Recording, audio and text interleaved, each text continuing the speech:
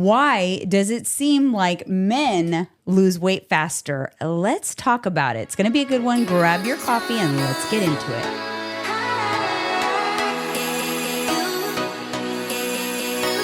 Interesting. Let's talk about it. Yes, we will talk about it, but not yet. You know what? I do want to talk about you for a second. You have kind of shifted gears a little bit with your clients in terms of like who you are helping. Do you want to talk about that a little bit? Who I'm helping? Yeah, the type of client that you're working with now more often. You know, my clients are like the menopause ladies. Yeah. I mean, my clients are like middle-aged dudes, guys who have had problems with alcohol, a lot of times drugs. You know, they have a dark past, and now they're just trying to see the light and do better themselves. Yeah. You know, personal development, get better for themselves and their family. Yeah, I like that focus for you. Yeah. It's right in line with. Yeah, because what I preach is like macros and fitness is just like a small piece of it. That's nothing. That's not what yes, that's part of our program, but that's not the forte, shall I say. Forte is fixing you from the inside. You know, trying to create new habits, get rid of the old ones. You turn into a whole different person. Yeah. Instead of up at night drinking, staying up late, waking up hungover the next day, we got to work on that. We got to work on going to bed earlier, get rid of the drinking, getting up earlier, and start slowly taking actions towards a new lifestyle. It doesn't happen overnight. You can't. I think people think like, I need to find a better way of myself even delivering the message on my social media accounts like this. I know it doesn't happen overnight. For me, it's easier said than done because I've been at this so long. But I too am one of those people. Drugs, alcohol. I've had my abuses too. I'm an addict as well. I'm there with them, so I can relate. But what's always kept me in line, like all my life, is I've always gone back to the gym. I had this conversation with a friend of mine. Through it all, through the partying, through everything, I've never not got back to the gym. The gym is like it is. It's like my church. It's like it just always pulls me back there. It's autopilot. I've been doing it for so long. Yeah. I mean, even throughout all of your struggles, you've only taken small breaks. Small breaks. Yeah. It really is true, though, how everything changes once you start peeling the layers, you know, of the onion. It's like an onion. It is. Lots of layers. Yeah. Yeah. It doesn't happen overnight. You can't. And, you know, and I want to tell people that, like, don't let it spook you. Don't let it overwhelm you. It takes time. But, you know, we always preach this is the clock's going forward. So go forward with the clock, little by little. Stop being in a hurry. We don't have a set date where you need to be by a certain time, be this way. You know, you got to take it day by day, week by week, you know. I like what you said. Win the hour, win the day, win the week. Because sometimes you got to win the hour. Yeah, like when you're in a bad, a funk. Let's call it a funk. Yes. When you're in a funk, it's hour by hour. It is. It's like you open your eyes and you're like, okay, am I feeling the funk right now? Okay, am I gonna get up?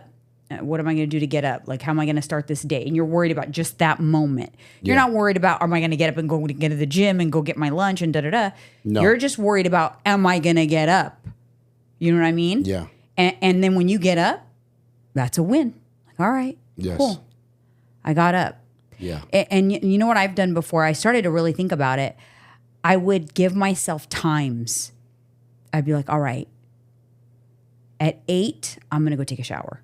Like I would like give myself like parameters so that I would get my ass up. Because otherwise an hour turns into 4 hours, turns into 8, turns into you just didn't shower that day. And that's what funks are like. And that's what depression feels like, you know, when you're starting to feel like you're in that mode. Yeah. So yeah, it's hour by hour, sometimes minute by minute.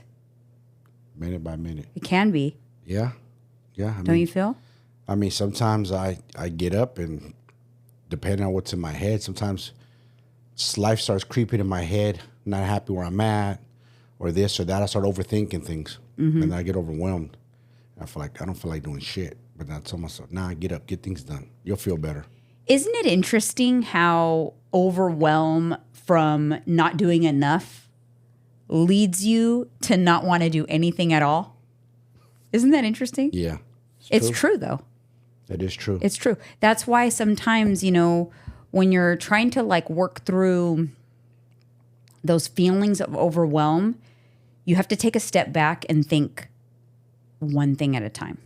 One thing at a time. I know that I have to do this all the time for myself.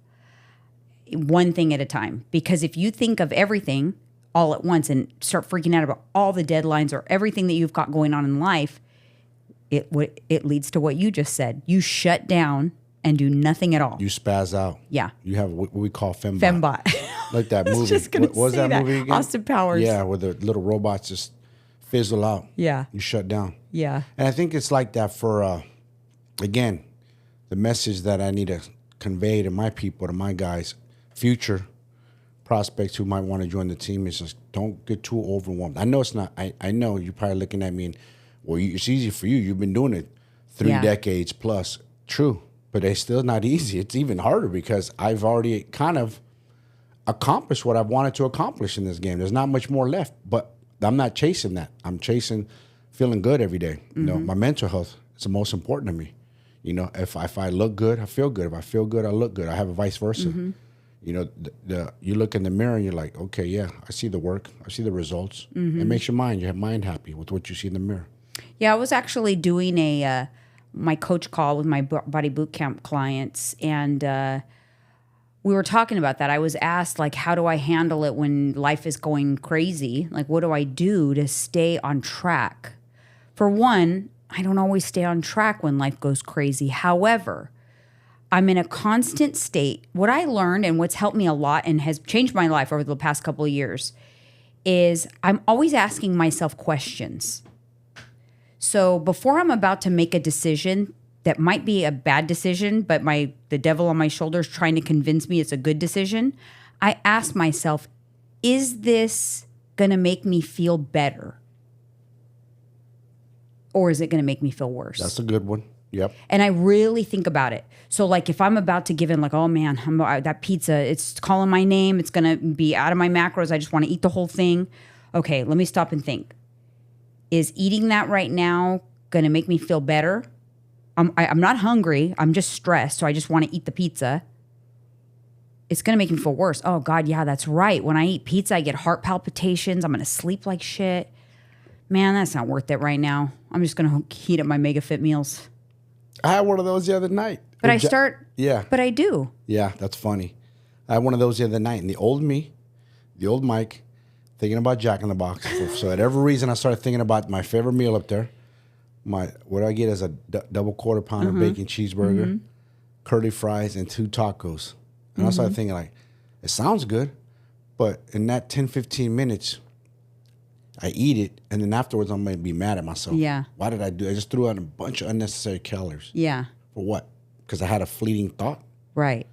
Because I had a fleeting thought. Okay, so it doesn't have to give into it. Yeah. You know what I'm saying? Fleeting thoughts come into our minds in a lot of things. Yes. They just come. So Doesn't mean you have true. to act on them.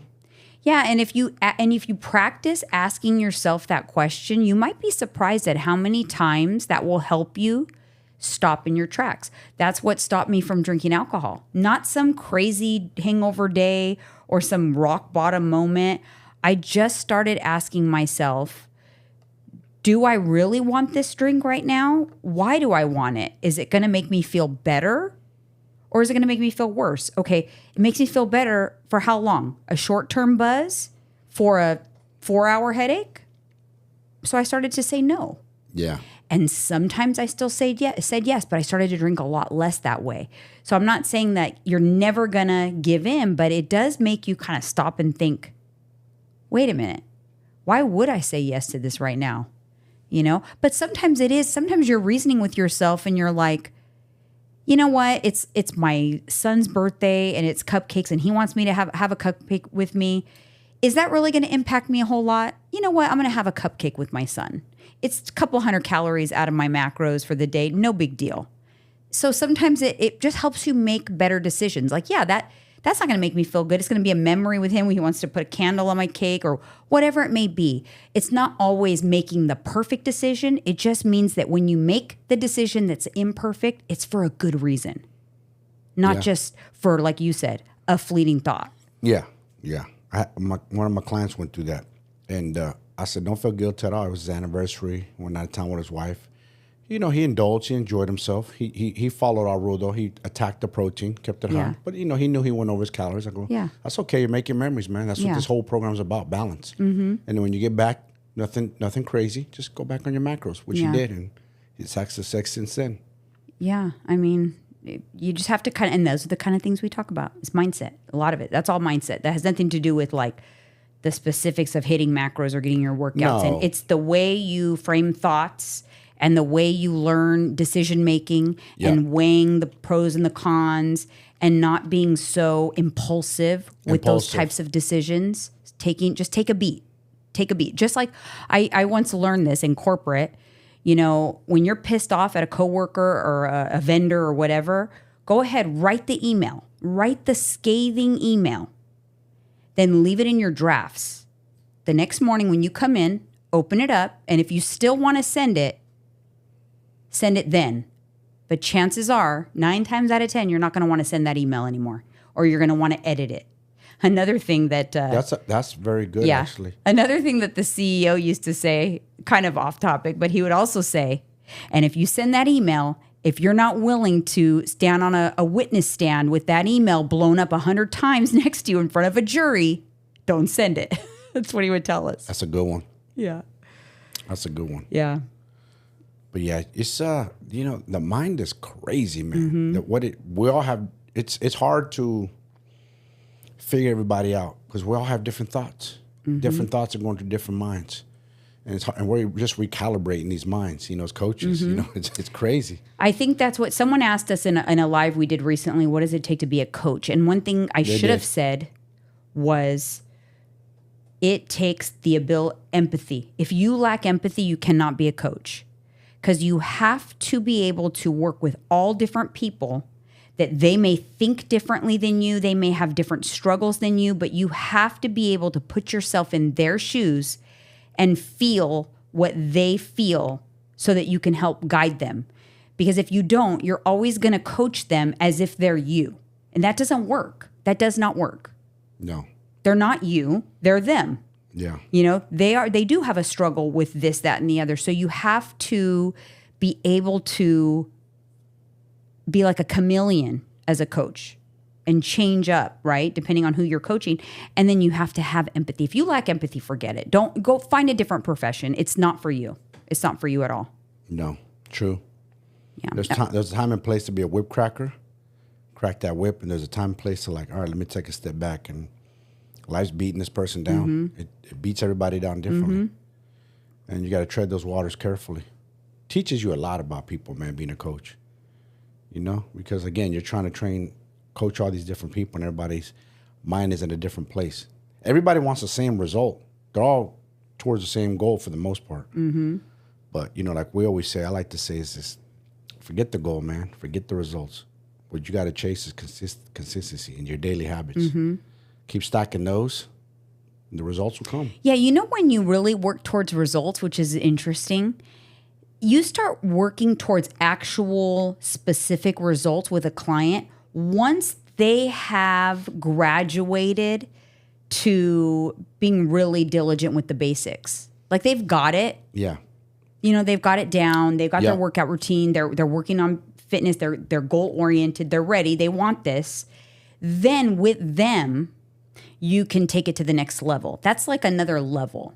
Yeah. You know what I mean? There's levels. When people come in, usually they're not at that level. Some people are. Some people are ready. They come into a coach because they've never been able to break through to the other side, but they're already fit. They already track macros. They already work out. They do all the things, but they're missing a few pieces.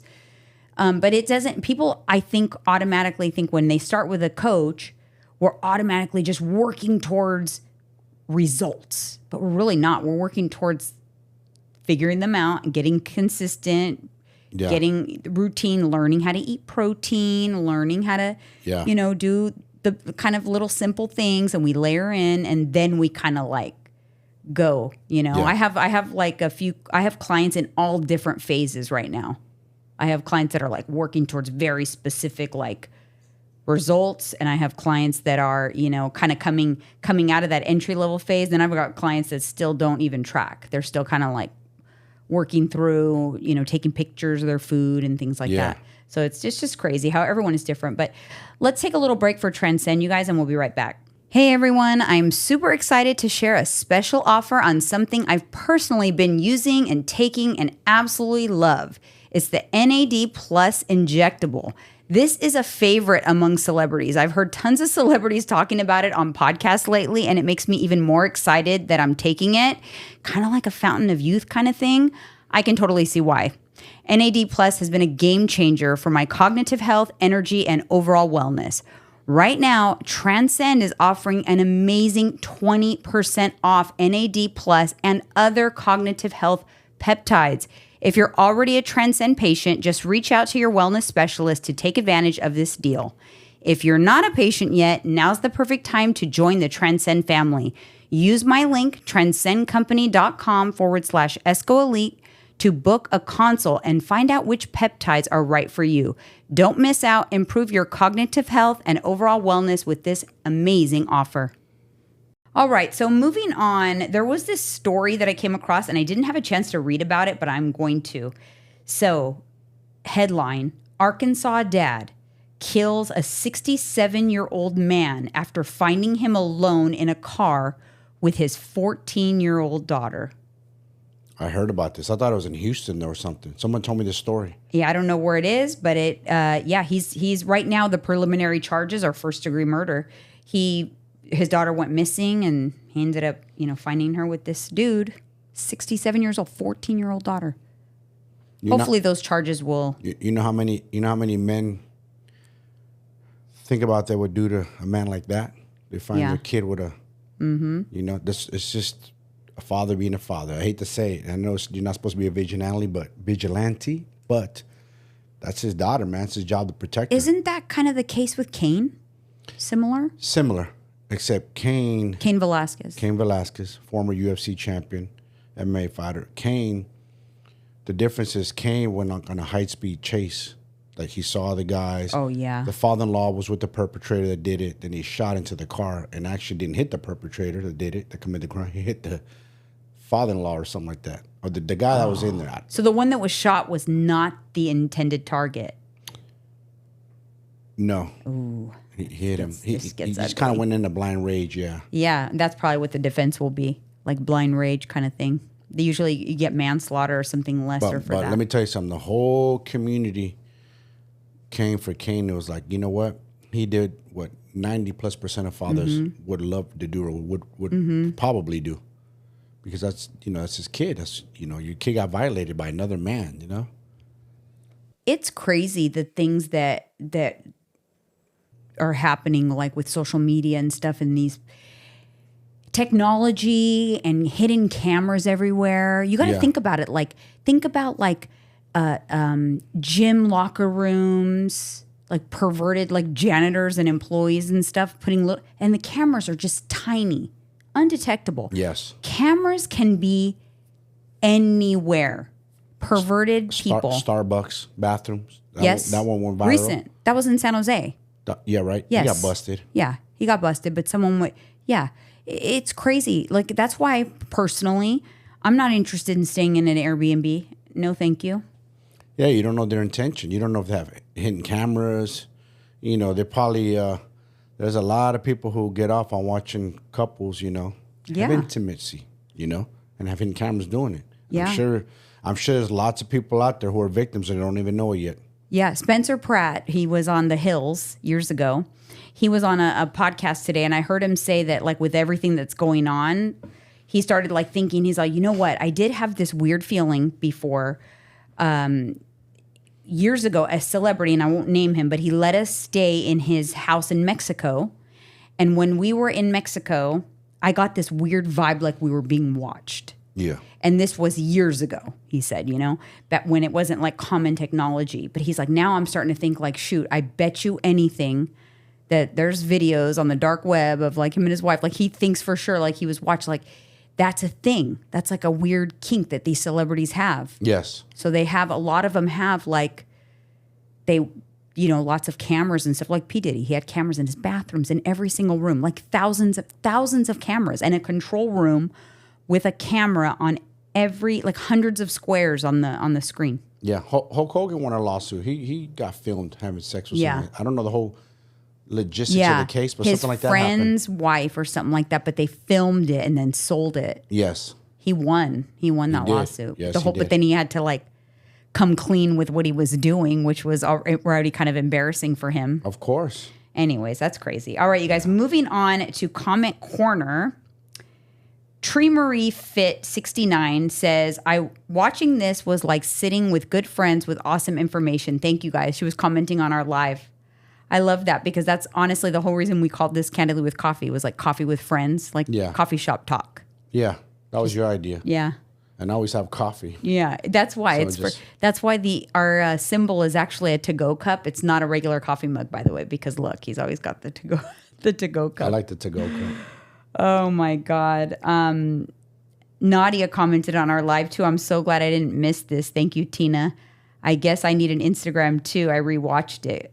Guess I'm a hardcore fan. That's so funny. Nadia? Mm-hmm. Yeah. What did we have for dinner? She said, I had support. the same dinner you guys did. What did we have for dinner that night of the live? I can't remember. Sunday night. The tortilla soup? Yeah. I believe so, yeah. Yeah. Tortilla soup. That one's a good one. And Crystal commented, I just got in my car and checked for a new episode to listen to on my commute home. I'm excited. I love it here. Thank you, Crystal. It's like its own little community. Yeah. Because you put that live up, right? So people can go back and watch it. Mm-hmm. Oh, that's, yeah. It's like Yeah, a but bonus. I have to say, I'm proud of us because we're pretty consistent. There's very few times where we'll miss an episode. I've missed a few of my YouTube videos here and there. Like I have my vlog that's supposed to go up and it's probably going to be late this week just because I got derailed when I was supposed to be editing it and I had to edit some other stuff and it's going to be late. So sometimes I'm late. Lives. Life's for me too, damn it. Yes, it does. Sometimes I got to take all my own advice, take a breather, take a step back, worry about one thing at a time, blah, And blah, blah. that's what I told one of our clients today, where, she got derailed and you said she was feeling kind of down. And I said, don't worry about it. We're not perfect. We get hit too. We get derailed, but we get back on it. That's it. Because why quit? Well, quitting's not going to solve nothing. You got to keep going. Mm-hmm. Just get back on it. Don't worry about it. Don't overwhelm yourself. Don't worry about that number on the scale. Just get back on it. Stay consistent. And then you'll see, slowly but surely, it'll start trending back down. Yeah, because you got to think about it. The last time you got derailed, think about it. Everyone's got derailed, right, in the past. You can pinpoint Everybody. it. Think about the last time you got derailed, and then think about if you had never gotten back up from that and just kept going on your bad path, where would you be right now? Right? So when I had a bad week in June, I went crazy on the pizza and donuts, and I got derailed, and my weight kind of popped up. Yeah. So if I would have just got derailed and not got back on the track, where would I be right now? In bad shape. You just said I quit. I'm just gonna keep going. It's like ridiculous to think about it that way. You'd probably be like 20 pounds up. I'd be miserable. Yeah. I said this to someone. So let's say you're having a bad day, right? And you get derailed. Fuck it. You overeat. You eat your emotions. I quit. I messed up today. Okay. You had a bad day at work. For whatever reason, you weren't doing well at work. For reason, it depend on your job. You just weren't on. So you're just gonna quit and not show up to work the next day? I quit because I had a bad no. You gotta go back to work and you got bills to pay and to live. So why are you quitting on yourself? It just doesn't make no sense. People do all the time. It's the first thing they do is they quit on themselves. Life hits everybody in the mouth, and then I give up, I quit, I stop working. Again, goes back to asking yourself questions, right? So you ask yourself the question is, okay, I messed up, so I took some steps back, however many steps back, but is not getting back on track going to make me feel better or worse? Is getting back on track going to make you feel better? So think about a month from now. A month from now, if you got back on track, are you going to be glad you did, or are you going to regret that you got back on track? Start asking yourself questions. It's true. You will be shocked at how logical the right answers become. Yeah. Just stop and ask yourself some goddamn questions. That's it. That's it. It makes sense. There's your answer. Like, duh. Okay, of course. Of course I'm going to try to get back on track, because if I don't, in a month from now, I'm like, oh my God, I stayed off track for a month. Now I feel even worse. Yeah. What's the point? Exactly. Why would you do that? There's nothing. You're only harming yourself. It's really is dumb the way that people think. You're only doubling down on feeling like shit. You don't want to double down on that. You want to, pull yourself out of it. Yeah. It's the only option. All right. Why do men lose weight faster? What's your number one thing why you would say men tend to lose weight faster? Muscle mass, testosterone. We build muscle faster than you guys. So by building fat-free mass, muscle, it increases our metabolism. Yeah, you got the first two answers. Reason number one, the number one reason, higher muscle mass. Yes. You got it. 100%. And number two, hormonal differences. Hormonal differences. There you go. We have testosterone. That's the game changer. Yeah. But ladies, you can get on some testosterone too if you work with Transcend. Well, what a lot of people don't know, and I didn't know this, I didn't find this out till recently, and I brought this to your attention. I go, I didn't know you guys have more testosterone than you do estrogen in your body. We have It's just more, not as high as ours. Uh-huh. Look it up. It's on everything. Somebody was saying that. She was an HRT, TRT specialist. She goes, what ladies don't realize is testosterone plays a huge part. It does. It really does. People overlook it. Women overlook it because they think testosterone men. Like, no, you need to have it too. All right, you guys, we're going to continue this talk, but first let's take a little break. When it comes to the best supplements to support your muscle building and fat loss goals, One Up Nutrition has you covered. Their gut health supplements have been a complete game changer for me. And I have to say, their protein powders are my absolute favorites. Mike and I literally order the peanut butter cookie and lemon Italian iced protein powders by the case. They are that good. With so many delicious flavors to choose from, One Up Nutrition makes hitting your protein goals easy and enjoyable.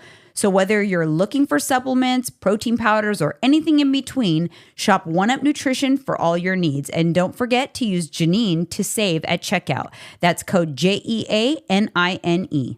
All right, so you nailed it, muscle mass, right? So obviously this is why I always tell women, like, put muscle on. If you want to build a faster metabolism and build a machine that, like, you can eat more literally. Like, I noticed a huge difference in my body, in my metabolism when I started working on muscle and eating protein. A huge difference. I remember I would think, like, my God, I feel like I burned right through this food. Do you remember when I had that kind of feeling? Yeah. It's because I put on muscle, it was a big difference. And that first year that I really focused on muscle building, I had the newbie gains. So I put on a lot of muscle in 1 year. And so it made the biggest change in that 1 year, but I felt it. I felt a huge difference in my ability to, burn calories. But men also, besides their muscle, they're just bigger in general in most cases, right? Our frame, yes. So they are a larger vessel with more muscle. So the biggest mistake that women can make is they eat with their husbands. Like, they eat calorie for calorie when you're cheating, especially. Saying you're having a cheat meal, you guys go to your favorite burger joint, you both get a double and animal style fries and a milkshake. Well, guess what? The reason why he's not stepping on the scale and having as big of an impact as you is because he has a lot more calories in his bank account than he can consume than you do. Usually like 1,000 calories more. Very true. You have to just understand that. Because if you are not eating significantly less than your significant other, then that's why the perception is that they lose weight a lot faster. It's because you are eating for a Suburban, but you have, a sedan. Yeah. No, Yeah, it doesn't work. You're a 4-cylinder and we're a V8. Yeah. Different gas tanks. Your gas tank's much smaller. So it's not necessarily that they lose faster per se. It's just because, but they're also they're probably hungrier and all of those things. They have a bigger machine to operate. Yeah. Also, though, women store fat easier. We are designed to store body fat in and around like our hips, and we're just designed differently. Our fat distribution is different. We're more likely to store fat in our abdomen. We're more likely to store visceral fat. I mean, subcutaneous fat, sorry. We're more likely to store the external fat. The cellulite kind of fat. Yeah. We're more likely. And you can look in, for the most part, if you look at men and women, you can tell the difference, right? Men usually, they're more visceral fat. You see the big bellies or whatever. Yep. And they have like a lot of times skinny arms, skinny legs, but women are Yes. just more soft, right? We have softer bodies because our fat is external for the most part. For sure. You don't see as many women with those hard, larger bellies. Now, if you gain a lot of weight, if you were in a surplus and you gain, like if you listen to the last episode, your cortisol was chronically high and you're eating in a surplus, when you gain weight, when your cortisol is chronically high, you will be more likely to store visceral fat. So that is when you'll see a woman have the hard belly, is high cortisol. She probably runs high on cortisol and also was gaining weight in a surplus, and that's where she deposited her fat. Ah, gotcha. It's crazy to me though. These it's scary that men already have been. We've always been kind of overweight, like large, pushing 250, 300. Kind of normal, you know what I'm saying? It's not abnormal to see that. But nowadays, the amount of women that are over 300 pounds, that's insane. Like, I'm seeing videos all over like Instagram. Like, for a woman's little frame to be pushing over 300 pounds, that's crazy to me. I know. I think it must be insane. Because I remember I was pretty uncomfortable. You are what? Your heaviest? 220? 220. Okay. And you probably felt like you were going to explode. I maybe? did. I felt out of breath. Yes. That was probably the biggest thing. I felt out of breath. I didn't like that feeling. Because I saw a woman, my boy posted some kind of thing about obesity in America. And it says something about step on these scales, and they stepped on these scales. And one woman was 350. I go, holy moly, what are you eating? How are you getting that big? It's not I got that to hard. 260, and that was uncomfortable for me. I remember, or up that close to that range. I mean, it's not that hard. Look at, No, I it's gained not. 100 pounds in less than a year. It's not hard. Yeah, no, of course not. We said it. You could do 2 pounds a week. It's not about what you're eating. It's about how much you're eating consistently. Yeah. Because if I was like, That's true. I was eating a lot, but not like astronomical amounts of food. But if I continued to eat the way I was eating, in 3 years, I would have been 400 pounds, right? Yeah. So it's just like the inability to stop and kind of roll back. And the further you go, the harder it is. It just becomes so difficult. Yeah. I feel for them. I feel like they're a prison in their own bodies. Like they're trapped. Yeah. There's no way they want to be there. I There's never, no way they can feel that comfortable. I don't remember. I do actually know. I remember like my ankles, like my joints hurt a little bit. I wonder if then I had a lot of like inflammation after I lost the weight. I wonder if that had anything to do with it. Because then I went to the other side and just got too thin. But you know what? Another thing that I feel like women have to deal with, men are more stable with their hormones until they get older, right? They're kind of stable from the age of maybe like 25 to 40, pretty stable. Yeah. But women, every month, we're never stable. Starting from 12 years old to death. Hormones are never stable. They're, up and down and then gone. You know what I mean? So we have a much bigger challenge. It is harder for women for that reason too, because hormones impact so many different things. Can you imagine some of the things that you experienced when you were feeling low testosterone and all of that? Can you imagine if you were getting those fluctuations all the time, every month, sometimes good, sometimes it was high, sometimes it was in the tank? It's a lot. Yeah, that is a lot. Not gonna lie, that is a lot. Kind of dealt you guys a bad card. And then, of course, woman's time of the month's not the best feeling for you guys. That sucks, too. And that's every month. That's like it's not once a year. Yeah. It's not once every 6 months. It's every month. I'm sorry, but like I just feel like women, if you stop and think about everything that they do and that happens to them, their hormones and then they birth children and no, it's true. It's crazy. Like a woman gets pregnant and the man is just living a la vida loca for the year while she's pregnant. Like he's unaffected. He's like, cool, we're having a baby, da-da-da. She's like, her whole life flips upside down. Yeah, she has a whole nother human carrying inside Yeah, her. She got to gain weight. You do actually. You have to, yes. You have to gain weight. It protects the actual body fat. You gain like 7 to 10 pounds of actual body fat to protect the uterus. That's why you gain weight in and around your abdomen when you're pregnant. That is for the protection of the uterus, right? But I actually saw a headline that was crazy when I was walking to the gym. I was looking at a story that popped up, and it was a mother strangled her 3 babies. She suffocated or something like her 3 babies to death, postpartum psychosis. They got to do something. Women who have babies need to have postpartum psychiatric evaluation and care, a monitoring of the hormones, and better postpartum attention, because the things that happen to your body and your hormones out of nowhere, plus you're expected to like take care of a baby and all of these changes to your body, and you're in pain and you had surgery, and everyone they send you home next day. Usually it's a day. Bye. Here's your baby. Here's your bleeding uterus.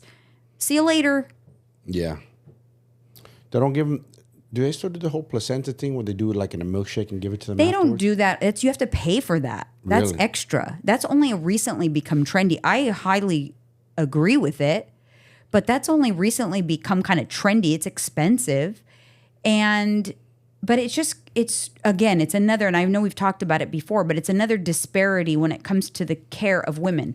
Pregnancy is not to be taken lightly. It's actually a high risk condition. Like women, I mean, for your own health, it's high risk. No, that's what I mean. Like for a lot of women, they hemorrhage. There's a high hypertension during the pregnancy, preeclampsia. There's so many different things to your own health. Never mind the baby. Yeah. But again, the men are just like, do. But how many men gain the weight with their wives? A lot of them. A lot. I've seen a lot of my boys get fat with the women. They want to go out to ice cream. They call it sympathy pounds. They want to go out to pizza. They want to go eat this. Okay. Yeah. You know, guys are give in easy. We're foodies, man. I mean, so are women, but guys. 100%. I guarantee, I would bet my life on it that you would have, if I was pregnant, you would have gained a ton of weight with me. Probably. You would have gone pound for pound. Yeah. True. For sure, the way you are, especially. Yeah. Especially. Because I feel like you're always just like down. Like if I was like, you know what, babe? Let's just have donuts. Let's just go get donuts. We deserve it. You'd be like, fuck it. Yeah, probably. Thought about that the other day. Like, oh, we haven't had donuts in a while. I know. You'll say that to me and I'll go, nope. I just say nope. Because I know that if we sit and ponder and then I break weak, you will break weak with me. No donuts. But here's the thing. Here's the thing that's irritating. We'll get donuts. We'll both pig out on said donuts, and it will impact me way worse than it'll impact you. And that's freaking irritating. That's true. I'll probably burn it off. That's annoying. That is just... You can eat 6 donuts, and I'll eat 6 donuts, which is what we would probably do if we decided to binge out on donuts. And that would be, for me, that would be like what? A day's worth of calories. That'd be a pound of body fat just in donuts. Yeah. Or I'll go the next day. I'll go get 20,000 steps, work out, and probably break even. You know? I mean, because you'll just cut back a little bit. You have 3,000 calories in maintenance, right? So you're like, I'll just have a maintenance day. Yeah. I'll cut back a little tomorrow and you'll be good. Yes. And for me, it'll take me 2 weeks. Yeah. Half a pound a week. That's all true. I can do. Because women also, you don't have as much in the tank, right? No, you don't. So because you don't have as much calories in the bank, you can't speed it up as much as you can. You can be like, you know what? I'm just going to only eat 1,500 calories for a couple of days and I'll lose a pound in 2 days. Easy. I can't do that because I only have, my maintenance calories are 2,000 calories, right? So in order for me to have 1,000 calorie deficit, I would need to only eat 1,000 calories. You'd have to do OMAD. So I'd have to do that for 4 days. I'd be miserable. That is miserable. Just to lose a day, a moment over a donut box. But see, that's the difference.